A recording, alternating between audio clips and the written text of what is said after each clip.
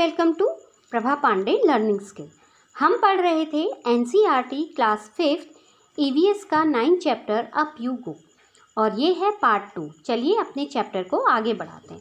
बड़ी सी रिवर को पार करने के बाद हम रॉक क्लाइंबिंग की तरफ बढ़े।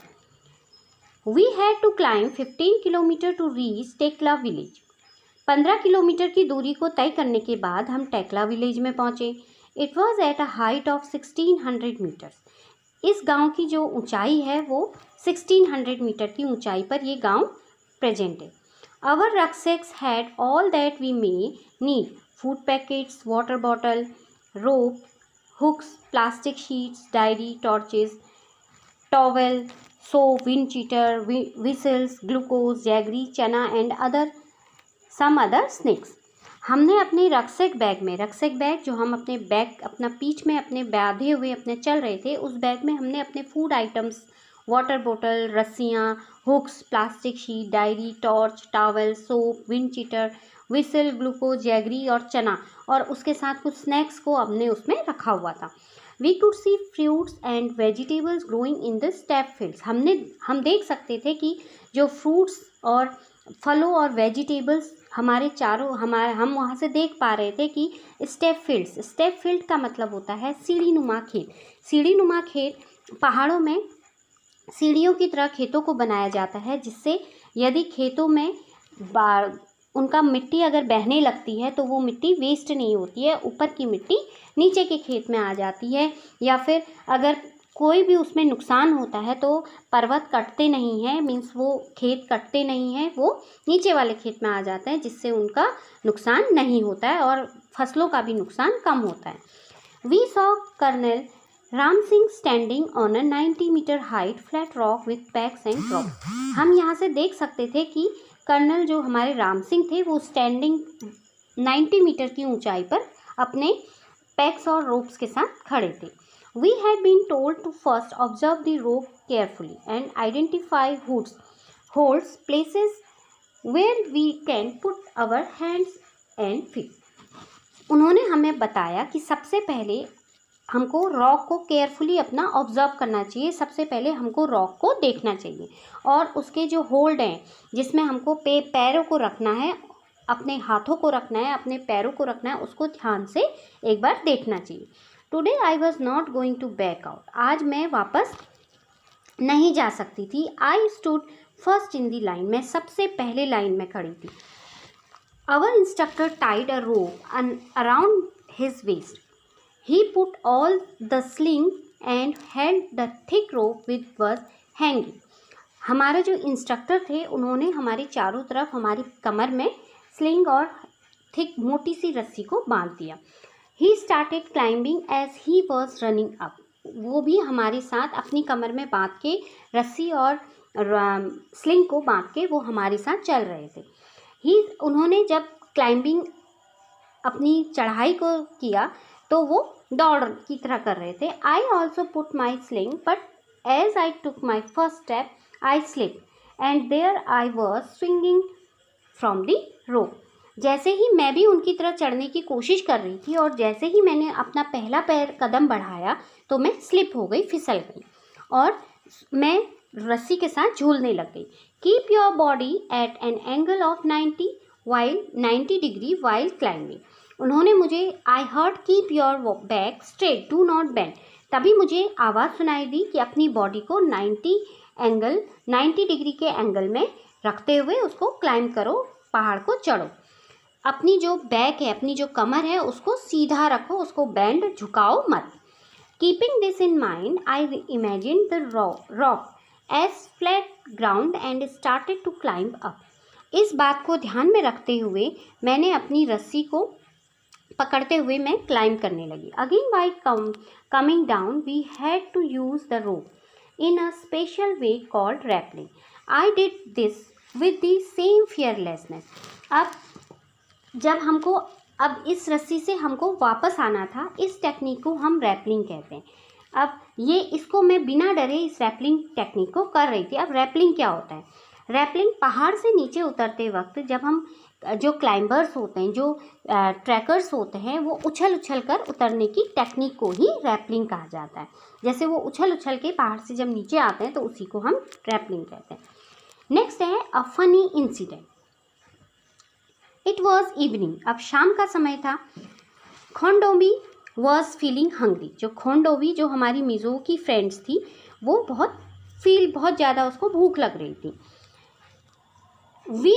We did not have anything to eat, हमारे पास कुछ खाने को नहीं था। She jumped over the fence and got into a field, वह जोर से उसने जंप किया और उसको एक खेत मिला। She quickly plucked 2 big cucumbers and came back, वो जोर से दौड़ी और उसने 2 ककड़ियों को तोड़ लिया, ककम्बर्स को तोड़ा और वापस आ गई। Just then a woman came from behind and caught hold of her bag, तभी एक औरत आई और उसने उसका बैग पीछे से पकड़ लिया।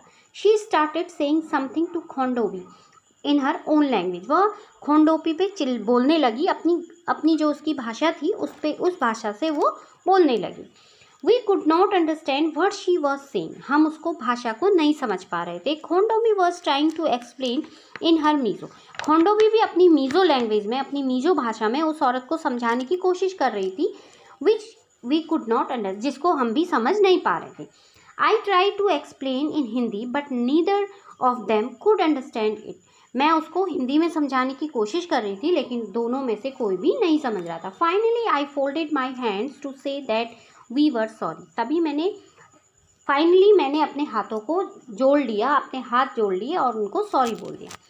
Bye then our group had gone far away, अब इस तरह से हमको पता चला कि हमारा जो झुंड है वो बहुत दूर जा चुका था। इट वॉज ऑलरेडी डार्क, बहुत अंधेरा हो गया था। I thought we had lost our way, मैंने सोचा कि हमने अपना रास्ता खो दिया है।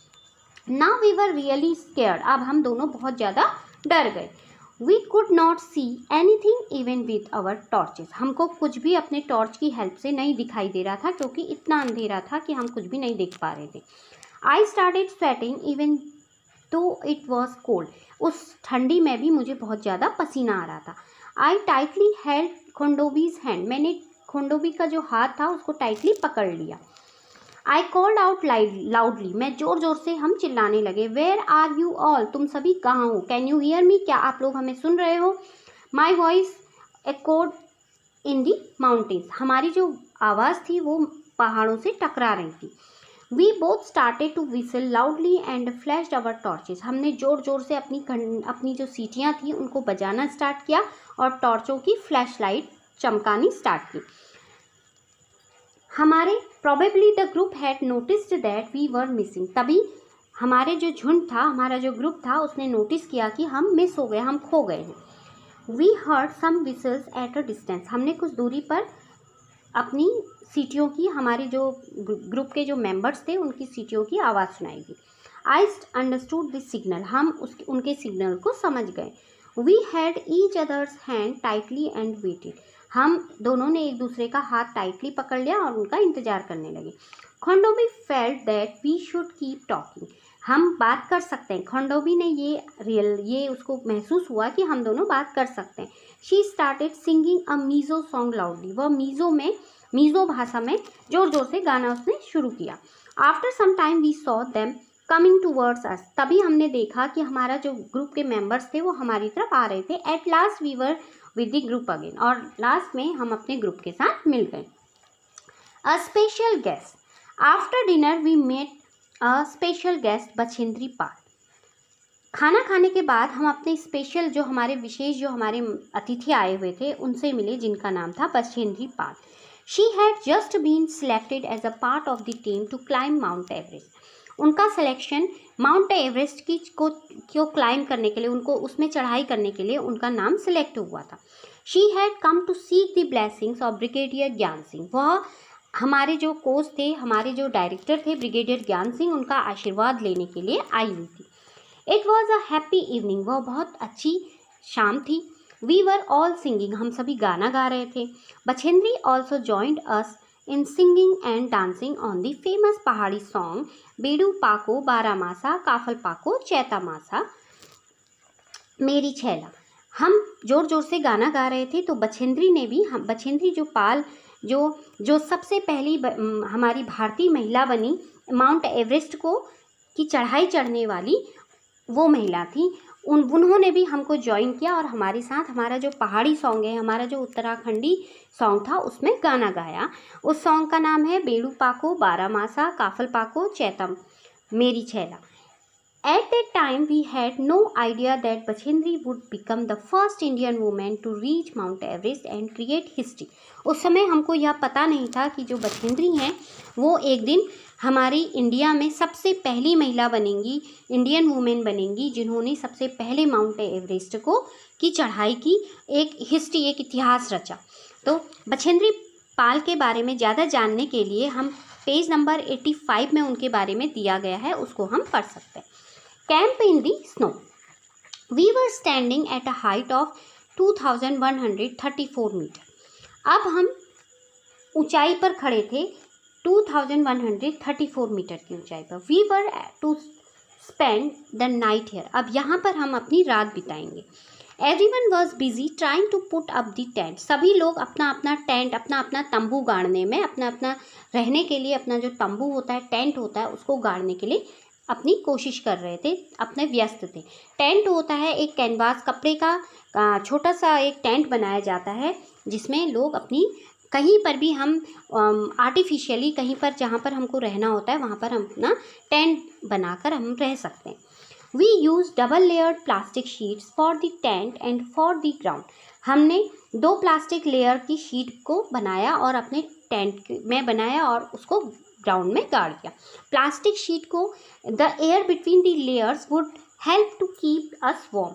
जो उन लेयर्स के बीच की जो एयर होती है वो हमको गर्म रखती है, क्योंकि वो हवा को बाहर ना तो बाहर जाने देती है और ना ही अंदर आने देती है। ठंडी हवा अंदर नहीं आती है और अंदर की जो गर्म हवा होती है वो बाहर नहीं जाती है। तो इस तरह से जो शीट होती है, जो 2 प्लास्टिक लेयर्स की जो शीट होती है वो हमको गर्मी देती है।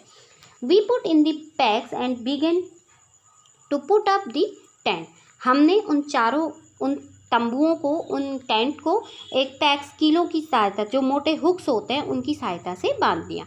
As we tied it from one side, उसको हमने एक साइड से बांधा। The wind flew the tent from the other side. अब हवा जो है वो टेंट के दूसरे साइड से भी बह रही थी। After quite a lot of pulling and tugging, we managed to get the tent up. Then we dug a drain around the tent. हमने बहुत सारी मेहनत और मशक्क़त के बाद हमने आखिरकार उस टेंट को बना लिया और हम उसको बनाने में सफल हो गए। We were feeling very hungry. अब हमको बहुत ज़्यादा भूख लग रही थी। We collected some firewood and stones to make a चूल्हा and cooked some food. हमने कुछ लकड़ियाँ जलाने के लिए इकट्ठी की और कुछ पत्थरों का इंतजाम किया और चूल्हा बनाया और उसमें कुछ खाना पकाया। आफ्टर द मील, खाना खाने के बाद, we collected all the waste in a bag to clean the camp site. हमने जितना भी वेस्ट, हमने जो हमारे कैंप के आसपास जितनी भी गंदगी फैलाई थी उसको साफ़ किया। Soon we got into our sleeping bags. तभी हमको हमारे स्लीपिंग बैग्स मिल गए। स्लीपिंग बैग्स होते हैं, यहाँ स्लीपिंग बैग्स एक तरह का बैग होता है जिसके अंदर घुसकर चेन लगाकर हम अच्छे ढंग से रात को सो सकते हैं, ताकि बाहर की जो ठंडी हवा है वो अंदर ना आ सके। तो इस तरह से हमने अपने स्लीपिंग बैग्स बनाए और हम उसके अंदर सो गए। I was not sure if I would be able to sleep in it. मैं ये श्योर नहीं थी, मुझे ये पता नहीं था कि मैं शायद इसके अंदर सो भी पाऊँ या नहीं। वुड इट बी कम्फर्टेबल, क्या ये कम्फर्टेबल होगा। Would I not feel cold, शायद मैं इसके अंदर मुझे ठंड तो नहीं लगेगी, मैं ये सब सोच रही थी। But the bags were filled with soft feathers. लेकिन जो बैग था वो अंदर से बहुत, उसमें मुलायम से फेदर्स, ऊनी, उसके अंदर वूलन, उसके अंदर इतना अच्छा फेदर था कि वो which help to in keeping us warm, जिससे के कारण हमको बहुत ज़्यादा गर्मी लग रही थी। We were all very tired, हम सभी लोग बहुत ज़्यादा थक गए थे। So very soon we fell asleep, तो बहुत जल्दी ही हम सभी को नींद आ गई। The next morning we woke up and found that it was snowing. दूसरे दिन हम जब उठे तो हमने देखा कि चारों तरफ बर्फ गिर रही थी। White soft fluffy snowflakes were gentle falling. Wow, it was so beautiful. The plants and the trees, the grass and the mountains, everything looked white. हमने देखा कि जो फ्लफ़ी, जो बहुत सुंदर सी मुलायम सी जो बर्फ़ जब गिर रही थी वो बहुत सुंदर लग रही थी, बहुत ब्यूटीफुल लग रही थी। और जो प्लांट्स थे हमारे चारों तरफ, प्लांट, ट्रीज और ग्रास जो है वो, और माउंटेन, सारा कुछ हमको सफ़ेद दिख रहा था। Today we were to climb higher to 2700 metre. आज हमको 2700 मीटर से ऊंचाई तय करनी थी। We walk carefully on the snow with the help of sticks. हम स्टिक्स की सहायता से हम उस स्नो में चल रहे थे। It was difficult because we kept slipping. ये बहुत ज़्यादा मुश्किल था क्योंकि हम लोग स्लिप हो रहे थे, फिसल रहे थे। By afternoon we had reached snow covered mountains. तभी दिन के समय में हम उस स्नो कवर्ड माउंटेन्स को हमने पार कर लिया था। We enjoy throwing snow balls at each other and making a big snowman. हमने एक दूसरे पर बर्फ़ की जो बॉल्स हैं उससे एक दूसरे को फेंका और बहुत ज़्यादा इंजॉय किया। हमने स्नोमैन को भी बनाया। Last day at camp 21 February 1984। We were getting ready for the camp fire. अब आज हमारा कैंप में लास्ट दिन था और हम सभी कैंप फायर के लिए तैयार थे। Each group presented a programme. Camp fire का मतलब होता है जब लास्ट दिन सब लोग इंजॉय करते हैं, मज़े करते हैं और उस चीज़ को सेलिब्रेट करते हैं। तो सभी ग्रुप्स ने अपने अपने प्रोग्राम, अपने अपने जो उन लोगों ने कार्यक्रम बनाए थे वो अपने प्रस्तुत किए। We were enjoying. हम सभी इंजॉय कर रहे थे। Telling jokes and laughing. सब हंस रहे थे, जोक्स बोल रहे थे। Singing and dancing around the camp fire. और आग जला के, कैंप फायर मीन्स आग जला के आग के चारों तरफ डांस कर रहे थे और गाना गा रहे थे। Soon it was midnight. तभी बहुत आधी रात हो गई। Brigadier Gyan Singh got up the called me. I thought oh know what have I done this time. Brigadier जो ज्ञान सिंह हमारे जो डायरेक्टर थे उन्होंने तभी मेरी तरफ देखा और मेरे को आवाज़ दी। मैंने सोचा अब मैंने क्या गलत कर दिया, मैंने इस टाइम पे मैंने क्या कर दिया। But when sir announced my name for the best performance award I stood still. He blessed me and tears of Joy roll down my face. उन्होंने मेरा नाम एक बेस्ट परफॉर्मेंस अवार्ड के लिए घोषित किया, अनाउंस किया, तो मैं बहुत खुश हो गई। और उन्होंने मुझे मेरे जो फेस में थी आंसू आ गए और मैं बहुत खुशी के आंसू मेरे फेस से झलक गए और मैं बहुत ज़्यादा मैं ब्लेस्ड महसूस किया। Why do you think a drain was dug around the tent? The drain was dug to keep off insects, scorpions, snakes, etc. away from the tent. Besides mountaineering, what are other activities that can be called adventurous? Why? Mountaineering के अलावा वो क्या क्या activities होती हैं जिनको हम adventurous कहते हैं? क्यों कहते हैं? Some of the other adventurous activities are river rafting, scuba diving, hang gliding. क्योंकि इनमें भी बहुत सारे खतरे होते हैं तो हम इन्हें एडवेंचरस कह सकते हैं। क्योंकि इन चीज़ों को करने में हमको डरावने होते हैं, तो इसलिए डरावनी चीज़ों को ही हम जिस काम को करने में हमको डर लगता है उनको हम एडवेंचरस कहते हैं। तो यहाँ पर हम ख़त्म करते हैं अपना chapter. Hope you like it. We will meet very soon with our new chapter. Thank you very much.